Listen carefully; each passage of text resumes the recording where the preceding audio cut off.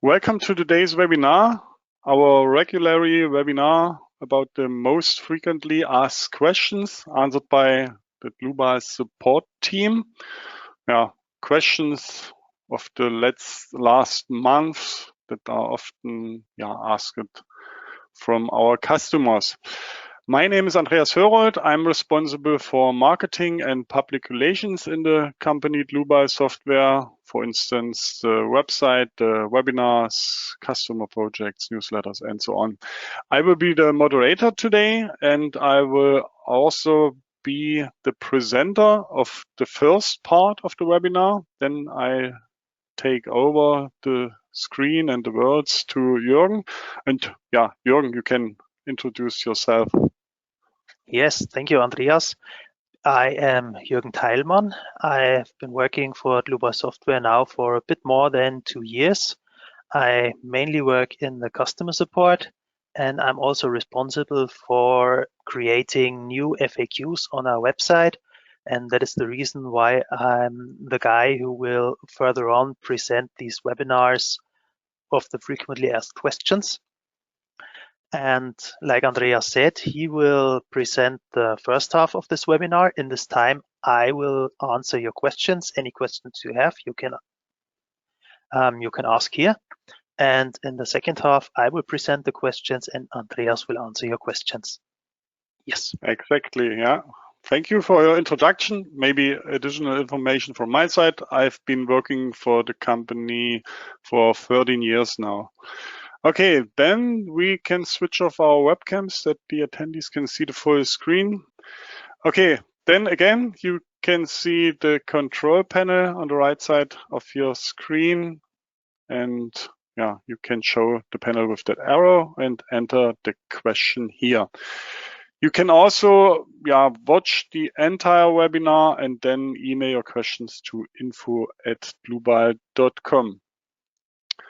Okay, then I switch to the program and to the first model and the first question. The first question is, I used mass type loads in my model. However, they are not considered in the self-weight. What do I wrong? Okay, I prepared that model with that rigid column and the mass load. The rigid beam is haven't got any load, as most of you know, and the mass is a category of load type. Usually you use force, but for example, for a dynamic analysis, where are often used the mass load type. And if I click to the results, you can see there is no support reaction in the navigator results. You can see it's checked on. And you can also see there are no loads. And in the table, if I go to static analysis, there are no support forces. How can you solve that? You need to go left at the bottom. I switch to the navigator data.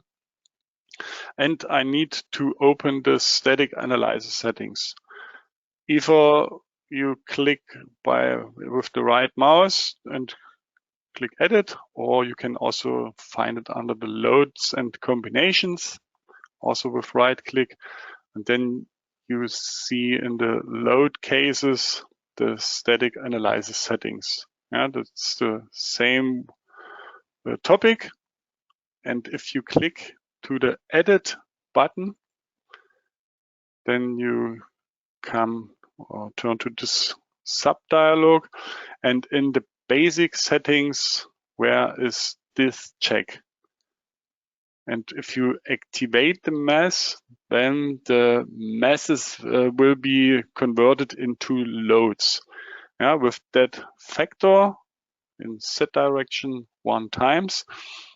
You can also press this button to switch between the vector and the acceleration. Yeah, now you can see the acceleration of 10 meters per square second. Yeah, the usual acceleration due to gravity is 9.81, and that value is rounded up by the program. Okay, now it's activated. I can click OK and calculate the self-weight load case. And now we should see the support reaction. Okay, now you can see it.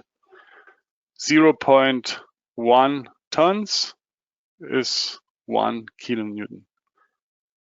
Okay, that was the first hint and the first question. I turn to the next model and the next question. And the next question is, how can I display the load distribution in the results of the static analysis? Yeah, you can see that in the navigator results, left at the bottom. And where is this check? Distribution of loads. If I check this, you can see the load distribution. And the load distribution represents the load that is actually applied on the structural system in the FE mesh points, and if applicable on the FE areas. Yeah, and the FE mesh size plays an important role. You can see there are two, the models are equal and also the loads, but there are two different FE mesh sizes. I can show that when I go to above to mesh settings. That's the standard mesh setting, 50 centimeters. That's this surface, and if I click on this surface, you can see I've defined a mesh refinement. And if I switch to that dialog, you can see the mesh refinement, 0.2 meters, 20 centimeters. So, and you can see in the different models and the different load distribution that in this model, the load distribution area is larger. And sometimes it can be, have got an influence on the results. Let me check on the support reactions. So I turn it a little bit. And you can see there are different values, 0.74, 0.63, or if I rotate the model, you can see the highest value, 0.7. This is 1.0. The loads are not very high. That is why the difference is not too large, but that can really influence your results. Imagine there's a horizontal beam over an opening or something like that, and that's the applying of the load should be correct. Maybe you ask what is the best FE mesh size? We can't say that. We can only say the FE mesh should be as large as possible, but as fine as necessary. There isn't any value that we can say or that we can suggest. When you have got a surface load that is load the complete surface, then you will see no difference or only a small difference in the results. But for such examples, and when you have got maybe horizontal beam in the near that can be influence the results. Yeah, you must test it. But with that setting, you can display the distribution of loads and also the support reactions. Okay, then I turn to the next example or next model and the next question. The question is, I have used a clipping plane in my model. The hidden areas are still shown as transparent in the display. How can I completely hide them? Let me switch on in the guide objects, the clipping plane. So you can see the clipping planes here. The default setting is, I increase it a little bit, that you have got the three areas as default. They are created by default and you need to only to activate them. Let me take on a clipping plane. You can move the clipping plane.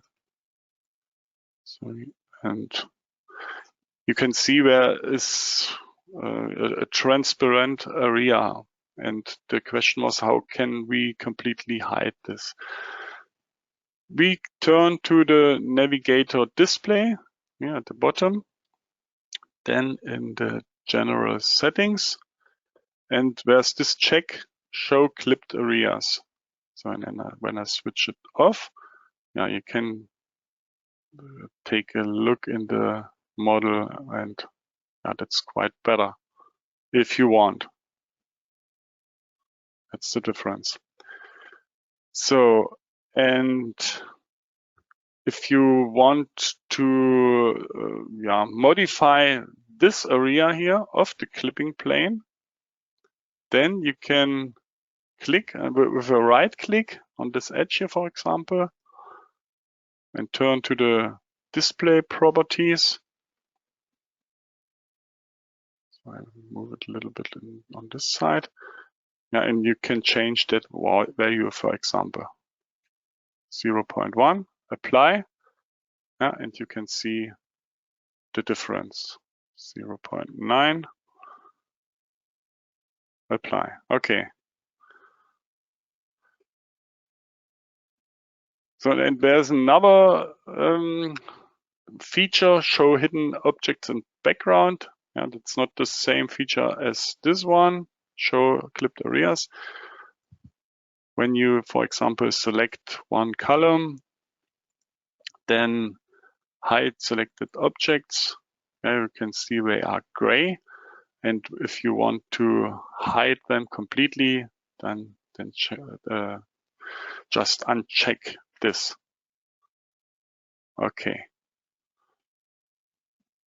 So that's all from my side, the first 3 questions. And now I hand over the screen to Jürgen, and he will continue with the next 3 questions. Yes, thank you, Andreas. I will show my screen. It's screen number 1. Yes, it should be visible now. And so far there are no questions open. This is why I will continue with the 4th model I have prepared now, which is about the fatigue design in concrete design. And the question is pretty simple. What do I do? How can I perform the fatigue design check in RFM 6? First of all, I will show you what I have here. This is a simple, I just collapse the tables a bit so you can see the model I have here. This is a member model, but you can also perform the fatigue design on a surface models. And I have, well, this is a kind of a traffic route. This is a ceiling in, let's say, some kind of factory where you have traffic for maybe forklifts who drive around, and you can see in the load cases that this is kind of a moving load from a forklift which is driving along this member right now. And this leads me to the next part of this question. Where do I need the fatigue design? It's mainly developed for bridge design, but as I said, other traffic routes, and maybe you have some rainwater basins with traffic around. So you can generally say the fatigue design is for structures where you have a lot of load alternations with load cycles of 1 million or more. Then maybe you will need to perform this fatigue design check. Okay, so what do you need to do this? I will expand my table a bit more to show you in the concrete design add-on how you can switch on this fatigue design. First of all, there's a button with an earth globe and a small cogwheel. This is for the global settings of our add-on. And there in the ultimate design configurations, you can activate the fatigue design, which is first of all the first thing you need to do. Then I say OK. And now I go to the ultimate configurations. And there you have a new tab for fatigue. And in RFrame, you are now able to perform 2 ways for the fatigue design, the level 1 and level 2 from Eurocode. And for these different kinds of levels, you have the level 1 is a simplified method. Level 2, as you can read, is for damage of equivalent stress range. And you can do some modifications there too in the level 2 design. I click that. You can use a correction factor lambda s, which is from bridge building. If you are from bridge building in your daily work, you know what this means and can edit it accordingly. Otherwise, you can use an interval of a defined number of cycles for your load alternations, which is by standard set to 1 million, but you can also edit another value just as you need for your project. So I switch this back to the level 1 design and switch off this.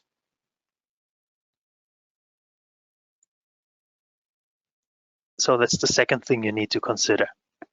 The third thing is, because we are dealing with load alternations there, you need a design situation where you have these alternations in it, and that's why it's best to have at least one result combination in your loads.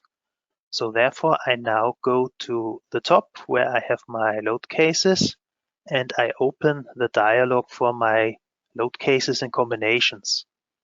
Now I have 3 design situations in this model. First one is the normal ULS design situation. Then I have the serviceability check frequent. This is for my level 1 fatigue design. And for the level 2 fatigue design, we would need another design situation where you have, I just open the one that's open right now, where you have other factors that need to be considered. Our development is right now working on bringing this design situation type into the program. Unfortunately, it's not 100% ready now, but that's not a problem. You can always build your result combinations manually, but in our example today, it's sufficient that I use the SLS characteristic for our level 2. But this is now just for this example. Later on, you will find the matching design situation type for that level 2 fatigue design check here. And when I go to the overview of my design situations, you can see right now that I have result combination 3 for my level 2 fatigue design and the result combination 2 for my level 1 fatigue design. Okay, let's go back to OK. I go into the table for design situation, And now you could easily say, okay, I calculate all my design situations, but I just want to show you, okay, right now we're doing the level 1 and then we're doing the level 2. It wouldn't make a difference to have both activated because the program will only perform the fatigue design according to the level we chose in our ultimate configurations. Good. Now I deactivate this DS3 once again, and I'll show you in the level 1. I will add a comment so there's no confusion. For the level 1 design check, we have the basic design situation type SLS frequent, and now we need to change this to the ULS fatigue non-cyclic. So that's the one we need for level 1. I start the calculation and you can now see that the program is running all the load cases simultaneously, all at once, yes. And now it's performing the concrete design. So I scroll out a bit and you can see that there's the overview. We have not fulfilled our design checks for the fatigue. So here's the design check for shear and here's for the longitudinal reinforcement. I will open my design details by a double click.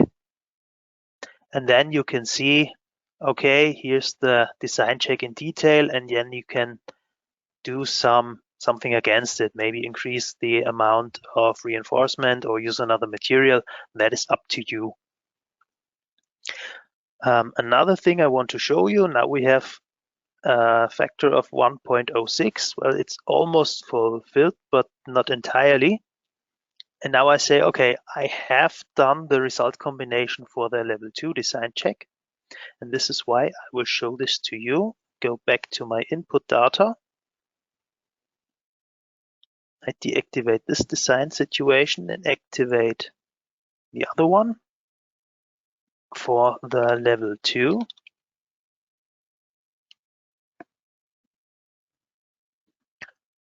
And like I said before, if I calculate now, there will be no fatigue design check performed because I still have to activate the level 2 in the ultimate configurations.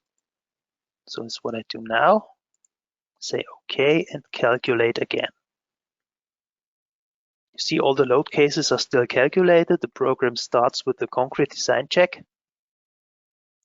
Now you see, okay, we have invested a little bit more of calculating power, a little more of computational power, and now we're a little bit better for our fatigue resistance. Still not fulfilled, but as I said, that's up to you. That's the work you will have to do further on. Okay, as a summary, this has been a lot of information right now. As a summary, I can tell you we have 4 points we need to consider. First is in our global settings for the add-on, we have to activate the fatigue design. Second thing is, in the ultimate configurations, we have to choose the level of design check we want to perform. Third thing is, we need the correct design situation and change to the correct design situation for fatigue. And the fourth point is that in those design situations, we need at least one result combination. Okay, if you need further information on this fatigue design, I will jump to our website because there's a very good technical article. You go to www.dlubal.com. You hover over support and learning with your mouse, and then you go down to support and knowledge base. And now, because it's our newest one, you can see the fatigue design according to Eurocode 2 in RFM 6. as we go further on, there will be newer articles coming out every week. So you can go to full text and you say fatigue, search for it, and then you will find this technical article. So if it was a bit too much for right now to get into your head, and you can always go back here to our knowledge base and read all the details about this fatigue design checks. Good. That's all for our fourth question today. And now I have the fifth one, which is a very general question about punching design, which says I have a reinforced concrete plate or slab which has several nodes for the punching design. Some of them are wall ends. However, the program doesn't carry out the punching design check for all of those nodes. What is the reason for this? So I have a small model here. You can see it's a bit of a ceiling. We have load cases for our imposed loads on that ceiling and from the levels above. And we have different load combinations within. I just restricted myself to the ULS design situation here. So, and now I want to perform the concrete design on this. And just start the calculation.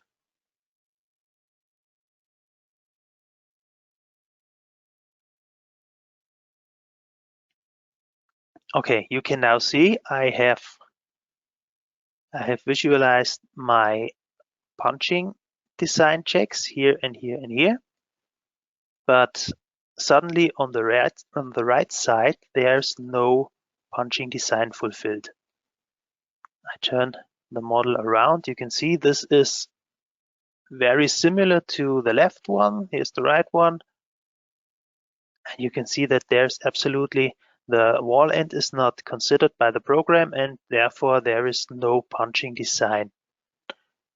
I also have no error message whatsoever. And well, that's what we usually get in the support. So there are some methods now to approach this. First of all, I check the results and I see, okay, there is no error message. Normally, if you get an error message, you get a text saying, yeah, this and that, something is missing, something needs to be activated, wrong material, whatever. This is not the case in this model now. So now I go back to my input data. I check the design situation is active. I check the objects to design. Usually you can just uncheck design all and select the nodes for design by hand. So maybe the nodes of interest are just not selected. So I now select these two where I think something's wrong. And now I just want to design these two nodes. So I also get no message for removed or not valid. So these nodes should be valid for my punching design. I also check my line supports. So you can see what I have defined here. I have also visualized them to represent those fictitious walls for the stiffness of these line supports. Just open them to see, okay, what's going on here. This stiffness via fictitious wall. All is edited here. And by the way, because another question asked many times is why am I not able to choose this option stiffness via fictitious wall? That's because of the coordinate system you choose for your line support. By default, this is set to global, and then you cannot choose this fictitious wall. So if you want to choose this option, you need the line support orientated to the local line axis system. Yeah, but that's another question I have answered here. Okay, brings me back to our notes for the punching design. Let's go to the notes themselves, because it can easily be that you haven't activated them within the notes themselves. So this check must be set, so the node can have ultimate configuration assigned to it. Otherwise, there would be no punching design performed.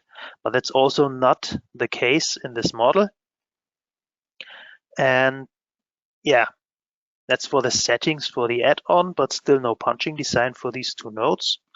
I go to my navigator views to see, okay, maybe there's some self-defined view I've generated, but no, all is active. You can also go to the top bar. There's this microscope symbol and say, okay, cancel visibility mode, but these are all canceled, all should be visible. Now there's a third option. When I go to my navigator display, right now you see, oh, members are not active. Okay, this could be the case. Well, since I mentioned it now, you know that this is the case in this model. And another, if this is not the case and it's not so easy to spot, you can always do a right click on that navigator display and set all your display settings to Dlubal standard. And then the members will get activated as well. And I zoom in and you will see, oh, there's a member going through at the corner of this slab, and this is now hindering me from performing the punching design.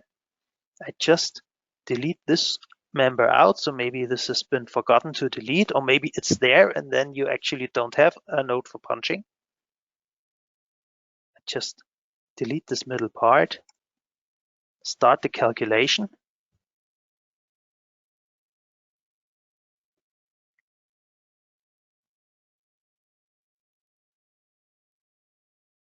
And now you will see for my two nodes, I have selected the punching design now is fulfilled. Now they are recognized as wall ends.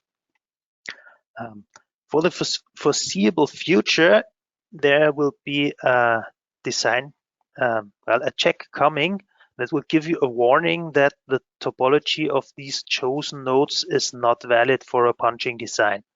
But at the moment, you will have to use the few hints I've given you to search for possible causes that the punching design is not performed. Good, let's go to our last question of the day. I go to this model.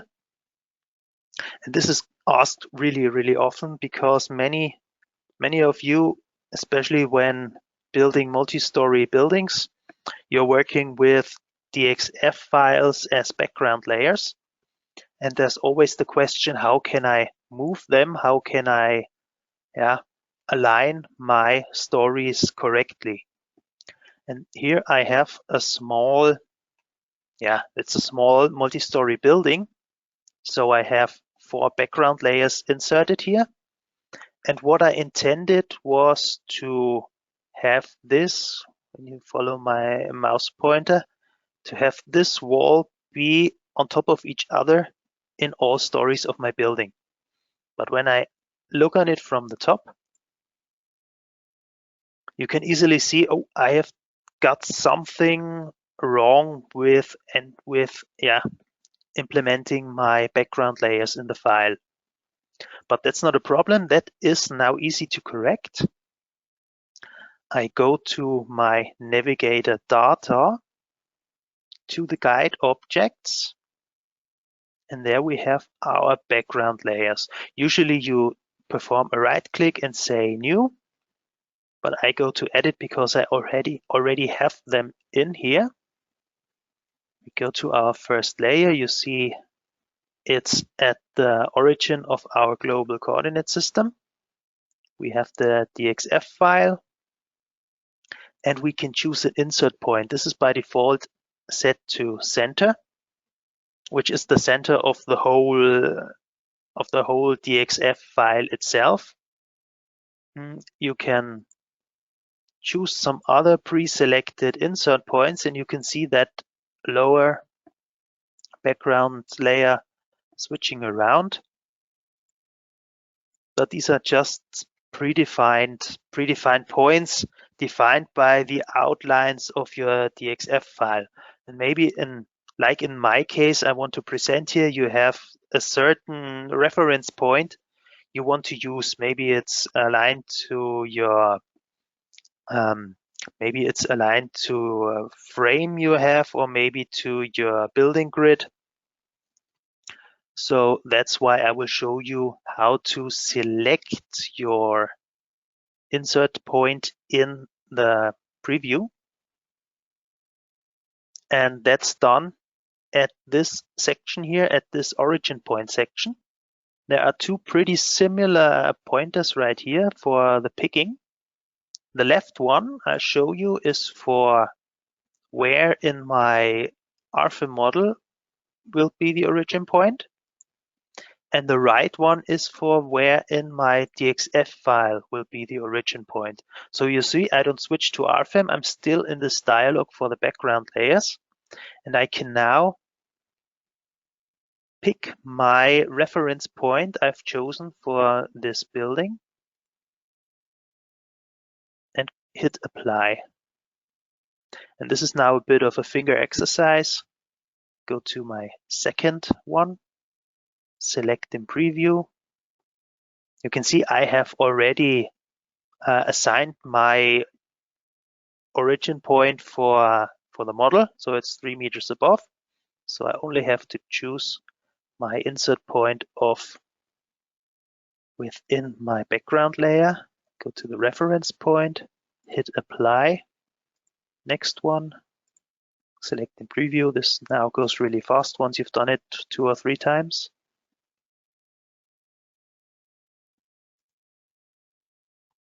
Hit apply. And now for my top story.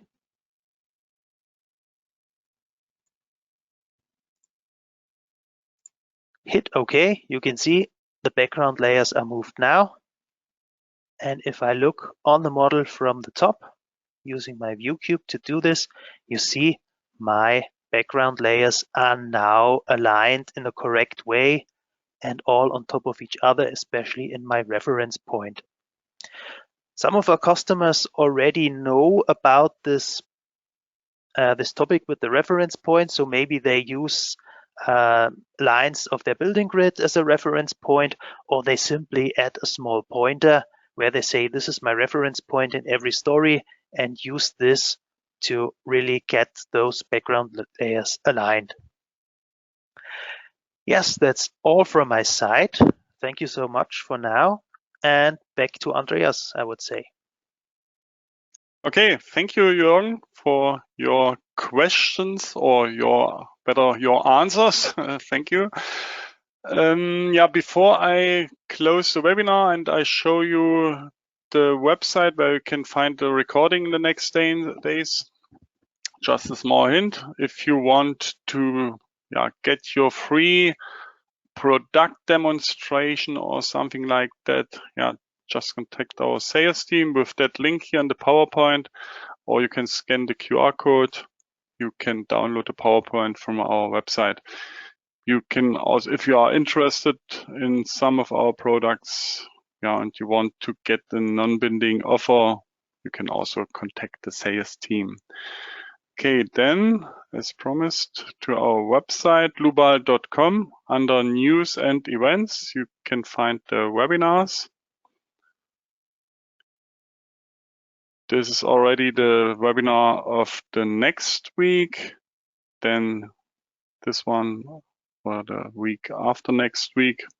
Sounds very interesting. The integration of artificial intelligence with the API. Then aluminium design, stress analysis of stairs. Those are already the most frequently asked questions webinars of the next year. And this is the webinar of today. So I click on it. When the recording will be online, you get an email with a direct link to that page. You will also get the attendee certificate, and then you can find the recording in the middle or on this side. It doesn't matter.